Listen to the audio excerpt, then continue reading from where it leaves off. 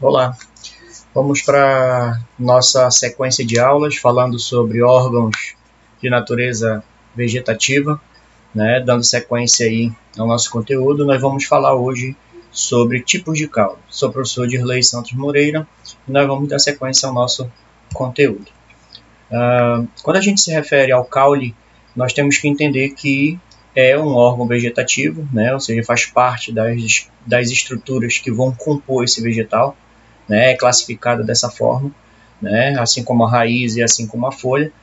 Nós vamos verificar que essa estrutura ou essa parte do vegetal, ela é geralmente aérea e a gente consegue verificar ou observar essa estrutura sempre acima do solo.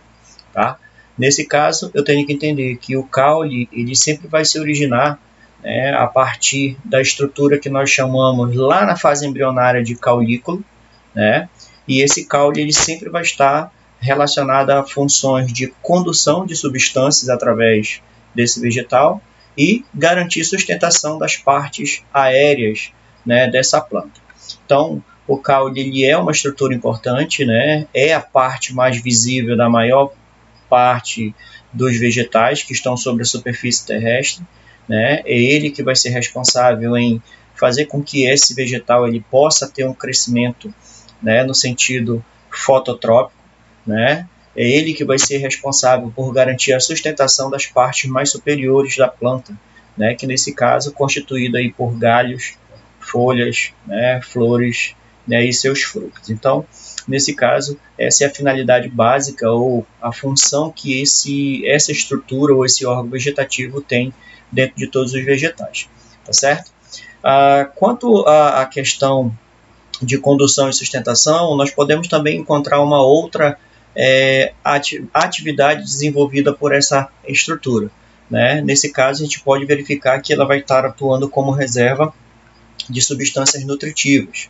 E aí, quando a gente se refere a essa funcionalidade, nós vamos estar encontrando, nesse caso, esse caule nessa estrutura, nesse vegetal, acima da superfície, nós podemos citar como, por exemplo, a cana-de-açúcar. Nós podemos encontrar de forma subterrânea a batata inglesa, o alho, a cebola, que são exemplos de caules que são subterrâneos, que vão ter essa funcionalidade de guardar a reserva de substância nutritiva. Que nesse caso da batata inglesa, como foi citado, nós vamos estar encontrando carboidrato amido. O alho, a cebola, entre outros, vão estar, ou seja, guardando também outras substâncias nutritivas que é utilizado na nossa alimentação. Tá? Nesse caso, quando a gente se refere nessa funcionalidade de substâncias nutritivas, a gente vai verificar também que há uma possibilidade desses caules também desenvolverem o fenômeno de fotossíntese. Isso quando a estrutura apresenta a clorofila, que nesse caso aí ela vai ser responsável por garantir esse processo fotossintético. Então, o caule, a maior parte deles, eles são aéreos, mas podemos encontrar também caules de natureza subterrânea. E aí, geralmente, nesses caules de natureza subterrânea, eles vão ser responsáveis por garantir essa reserva, ou guardar essa quantidade de substâncias nutritivas para serem utilizados na nossa alimentação ou de outro ser vivo. Tá? Quando a gente se refere ao caule, eu tenho que entender que ele tem uma divisão e ele vai ser dividido em 3 regiões básicas, tá certo? Que nós chamamos de nó, entrenó e as gemas. Então, na imagem que foi colocada aqui para vocês, que é a mesma que você vai encontrar em qualquer outra bibliografia ou no próprio livro de vocês, nós vamos verificar que nós vamos ter a presença de um nó, que é o local onde vai acontecer o processo de surgimento da ramificação daquilo que vai originar o galho, e esse galho ou originar as suas folhas, tá certo? Entre esse nó, ou geralmente nesse nó, pode ocorrer a formação daquilo que a gente chama de gomos ou então gemas, tá? E o espaço que a gente tem entre um nó e outro, nós vamos chamá-lo de entrenó. Então, nesse caso, quando a gente faz a observação de um caule, nós temos que ter, ou seja, essa noção, né, de identificar as partes básicas que nós vamos encontrar nessa região do vegetal.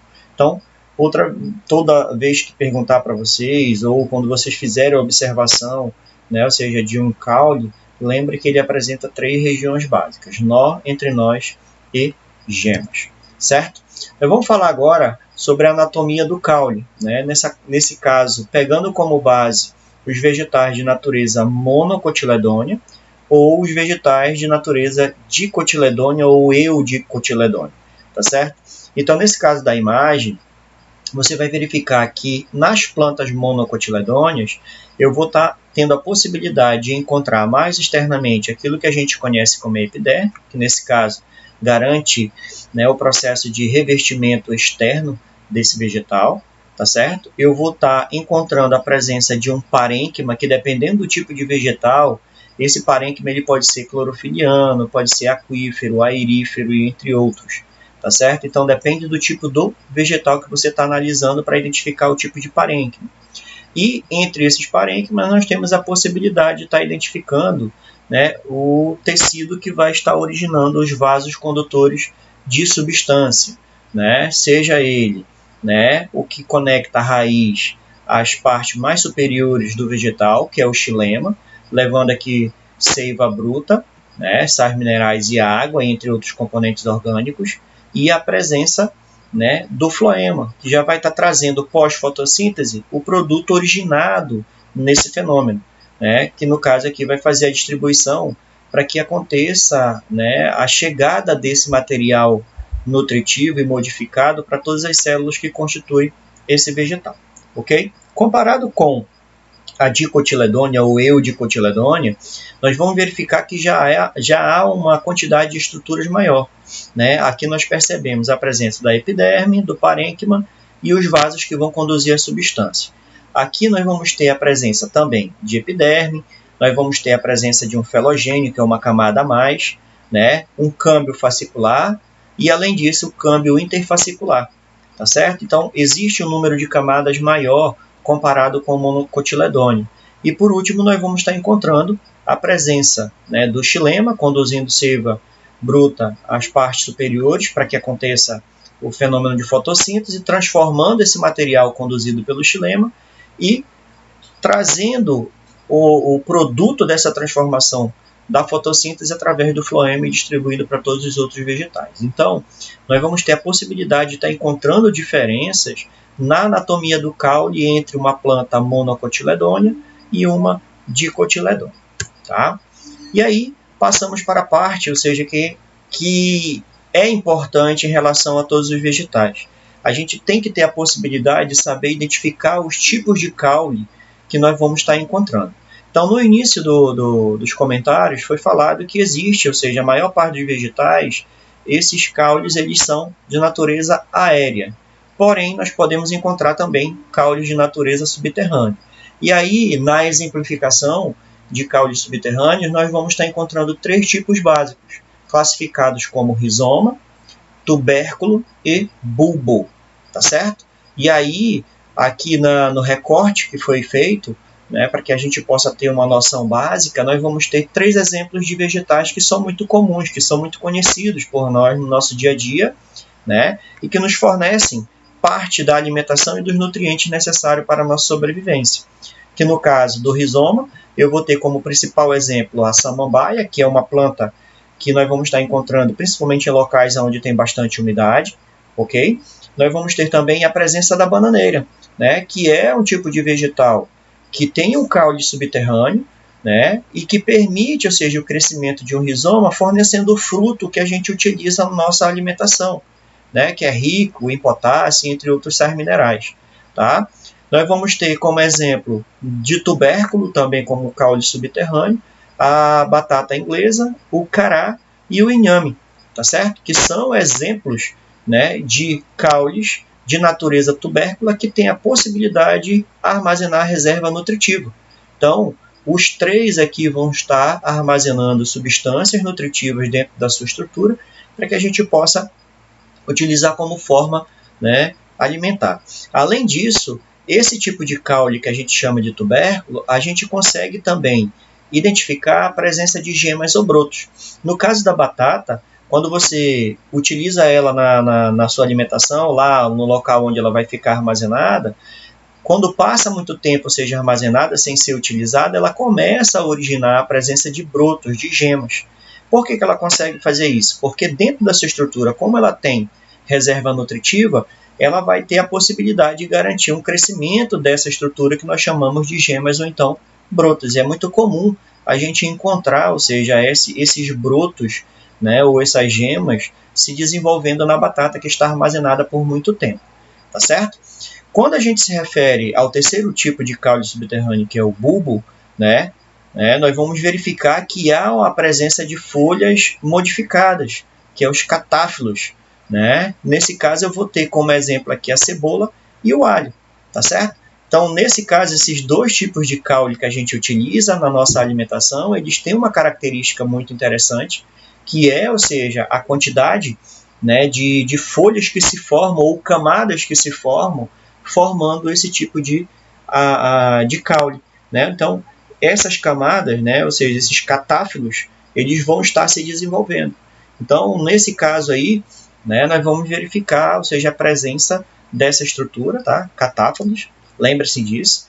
Nós vamos verificar que eles acumulam também substâncias nutritivas aí, então o alho, a cebola, que são utilizadas na nossa alimentação, e contém, ou seja, grande quantidade de material nutritivo aí, no caso, carboidratos, alguma presença de sais minerais e entre outros. E aí, esse bulbo ele também vai apresentar uma região pequena e central que a gente chama de prato, que é onde partem, ou seja, as raízes adventícias desse vegetal. Então, nesse caso, a gente tem 3 exemplificações básicas e comuns do nosso dia a dia. A maior parte de vocês já teve contato, ou já observou a presença desses tipos de caule de natureza subterrânea que a gente usa no nosso dia a dia. Tá? E aí, nós vamos partir para o mais comum, que é os tipos de caules aéreos, que nesse caso eles são vários tipos básicos, que a gente vai estar encontrando aí na natureza, que são visíveis e que geralmente estão na parte mais superior desse solo. O primeiro, nós vamos estar chamando de tronco. Geralmente o vegetal que apresenta essa característica tem um tronco mais desenvolvido, tanto no sentido vertical como no sentido horizontal, em questão de diâmetro. Nós vamos verificar que ele é bem desenvolvido, muito ramificado, a presença de várias, ou seja, a presença de vários nós, e além disso, entre nós e a presença de galhos e folhas. Tá? Nesse caso, esse tipo de vegetal é muito comum a gente encontrar em árvores de grande porte e nos arbustos, tá? Dentro do grupo das dicotiledôneas ou eudicotiledôneas. Tá? E, além disso, em um grupo de vegetais que a gente chama de gimnospermas, que é o grupo dos vegetais que só produz semente, não tem flor e não tem fruto, tá? Só apresenta semente. Nesse caso, eu vou citar um exemplo aqui como o pinheiro do Paraná. É um grande exemplo, ou seja, de gimnosperma que tem a presença de tronco. Tá? O segundo exemplo de caule aéreo que nós vamos estar verificando aqui é o estipe. É muito comum a gente encontrar isso, ou esse tipo de vegetal, em ilhas paradisíacas, aí, que é aquilo que constitui a família das Arecaceae, ou a família das palmeiras, digamos assim. Tá certo? Qual é a característica básica do estipe? Ou seja, cilíndrico, muito alongado e, além disso, fibroso. Então, quando a gente corta o tronco, por exemplo, de um coqueiro ou de qualquer outra palmeira, a gente vai verificar que a sua estrutura mais interna ela tem uma grande quantidade de fibra, constituindo esse vegetal, garantindo a formação, ou seja, desse tronco na forma de estipe. E apesar de ter, ou seja, uma característica, muitas das vezes a gente perceber que é frágil, mas ele garante uma sustentação muito importante, ou seja, as partes mais distantes, ou seja, do solo, que é a questão das suas folhas e sustentação dos seus frutos, no caso coco ou qualquer outro tipo de coco que a gente encontra nesses vegetais. Tá? Nesse caso, a gente vai verificar que não apresenta ramificações, tá certo? Como, por exemplo, aqui no no caule de tronco, né? Ou seja, a presença de vários galhos no tronco, enquanto que no estipe eu tenho, ou seja, um caule muito alongado e a presença das folhas na parte mais superficial, tá certo? Então, na extremidade superior. E aí eu vou ter como principal exemplo, né, todas as palmeiras. Aí tu tens como exemplo na nossa região o açaizeiro, a bacabeira, né? Nós vamos ter os coqueiros, né? Os palmiteiros, né? Ou seja, que são plantas específicas, os buritizeiros aqui no caso, né? São exemplos de tronco com formato estipe, tá? Nós vamos ter aqui o terceiro, que é o cladódio. É um caule aéreo com uma característica achatada e geralmente ele é suculento, ou seja, significa dizer que na parte mais interna da sua estrutura ela vai acumular água, que é uma substância que é classificada como substância de reserva e no momento que é necessário, os animais, né, ou o próprio homem pode estar utilizando isso como base para poder garantir a hidratação. Aqui nesse exemplo, nós vamos verificar que o caule ele é esverdeado. Então, significa dizer, né, que ele tem a presença, ou seja, de clorofila, então significa que ele vai estar realizando o fenômeno de fotossíntese. Tá? Então, caule clorofilado, ele vai estar realizando fotossíntese. No caso do tronco e no caso da estipe, você não consegue perceber a presença de clorofila, ou seja, no caule. Então, não há produção de fotossíntese, somente nas partes mais superiores, né, desenvolvendo aqui pela folha, garantindo essa fotossíntese. Já a família aqui, ou seja, dos cactos, né, a família Cactaceae, ou o próprio cacto, como a gente chama, né, ele tem a presença de clorofila. Como ele reduziu as suas folhas a espinhos, justamente para garantir sua sobrevivência no ambiente, né, com uma temperatura mais elevada, ele consegue, ou seja, armazenar grande quantidade de água dentro da sua estrutura, tá certo? O quarto tipo de caule aéreo é chamado de colmo, né? Ele é um caule cilíndrico, né, apresentando aqui nós e entre nós, e nós vamos ter essa possibilidade de observar isso plenamente, né? Ou seja, os nós, né, e a região de entrenó. E aí eu posso citar como exemplo o bambu, a taquara, né, ou então o que a gente chama de cana-de-açúcar, tá certo? Então a gente consegue verificar que cana-de-açúcar, bambu ou taquara tem um tipo de caule que a gente classifica como colmo. E qual é a característica do colmo? A visibilidade, né, de forma íntegra, tanto do nó e da região que a gente chama de entrenó, ok?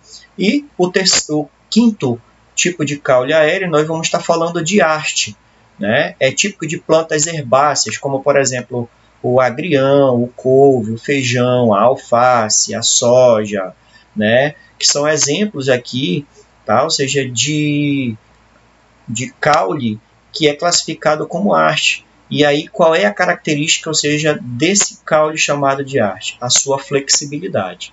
Tá? Então, ele é pouco desenvolvido, não cresce como, por exemplo, o estipe, não cresce como, por exemplo, o tronco e nem o colmo, mas ele tem um crescimento limitado, porém ele é bastante flexível. Tá? Outra coisa importante, é pouco clorofilado. Você encontra uma quantidade de clorofila muito baixa, né? Sendo que a maior parte desse fenômeno de fotossíntese acontece nas suas folhas. E aí eu tenho um exemplo aqui, nesse caso, tá? Do vegetal, né, que a gente conhece como couve, tá certo? Então, é um exemplo muito importante, né, de tronco do tipo haste, tá? Nós vamos ter os últimos dois dentro dos caules aéreos, um que a gente chama de rastejante e o outro que a gente chama de trepadores, tá certo? No caso dos rastejantes, a gente vai verificar que ele se desenvolve de forma paralela ao solo. E aí eu vou estar citando como principal exemplo, nesse caso aqui, de plantas, né, a questão da grama de jardim, o morangueiro, a hortelã, a abóbora. Eu posso estar citando aqui também a questão da melancia, né, o melão, são exemplos, né, ou seja, de caules de natureza rastejante, tá bom? Nesse caso aqui, geralmente os seus caules eles são verdes, têm a presença de clorofila, realizam fotossíntese, tá certo? E aí eles vão estar sendo responsáveis por estar gerando toda a estrutura básica desse vegetal, né, nesse ambiente, tá? É comum a presença de raízes na região dos nós, né, que mantém contato com o solo, auxiliando na propagação vegetativa da planta, tá certo? Enquanto que os trepadores, né, a característica de plantas trepadeiras pode ser, né, sarmentosos, né, quando se fixam em um suporte por meio de gavinhas. Então, no caso, né, ou seja, uma plantação de maracujá, a gente vai verificar que os produtores eles constroem, né, estruturas que vão permitir o desenvolvimento, né, desse vegetal de forma suspensa, tá certo?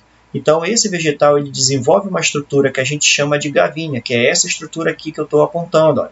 Então o que acontece? Ela se apoia, né, nessa estrutura e acaba dando fixação, né, de suporte, de sustentação à planta em relação, né, a essa estrutura que foi desenvolvida pelo homem, para garantir, né, ou seja, essa suspensão da planta e fazer com que os frutos eles possam se desenvolver e serem vistos no momento da sua colheita, tá certo?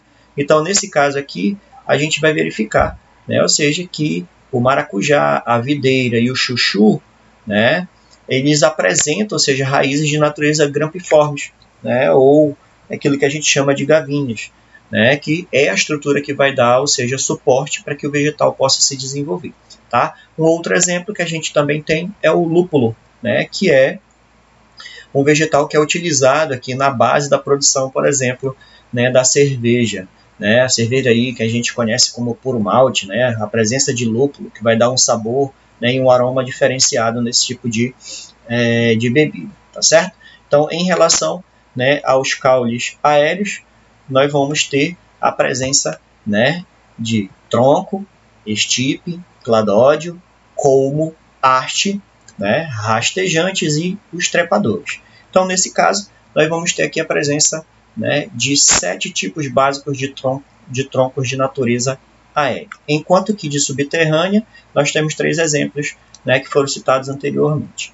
E, por último, nós vamos falar um pouco aqui sobre os caules de natureza aquática, tá certo? Então, se eu tenho subterrâneo, tenho aéreo, a gente encontra também a presença de alguns vegetais com essa característica de caules aquáticos, né? Então, nesse caso, a gente vai verificar, né, que os caules eles são desenvolvidos e, além disso, adaptados para sobreviver nesse ambiente aquático, né? Geralmente, apresenta uma quantidade de clorofila abundante, né? Apresenta aí um parênquima aerífero, né? Ou seja, acumula ar dentro da sua estrutura, dentro do seu tecido, para garantir a questão, né? Ou seja, de flutuação dessa planta em um ambiente aquático, tá certo? E aí um exemplo que nós vamos ter aqui é a elódea, tá? Que é, ou seja, um vegetal que normalmente é usado em aquários de água doce. É um vegetal que a gente dizia, ou seja, utiliza dentro, né? Ou seja, dos aquários, justamente para garantir o quê? A oxigenação desse ambiente e fazer com que os peixes possam, né? Ou seja, garantir o processo respiratório. Então, se é planta aquática, está realizando fotossíntese, está gerando oxigênio dentro desse ambiente e ela consegue sobreviver, né, dentro desse tipo de ambiente em função de apresentar um parênquima de natureza aerífero. Guarda o ar dentro do seu parênquima, garantindo o processo de flutuação, né, da sua estrutura. Tá? Por hoje, nós temos somente essas informações, tá certo? Até a próxima aula.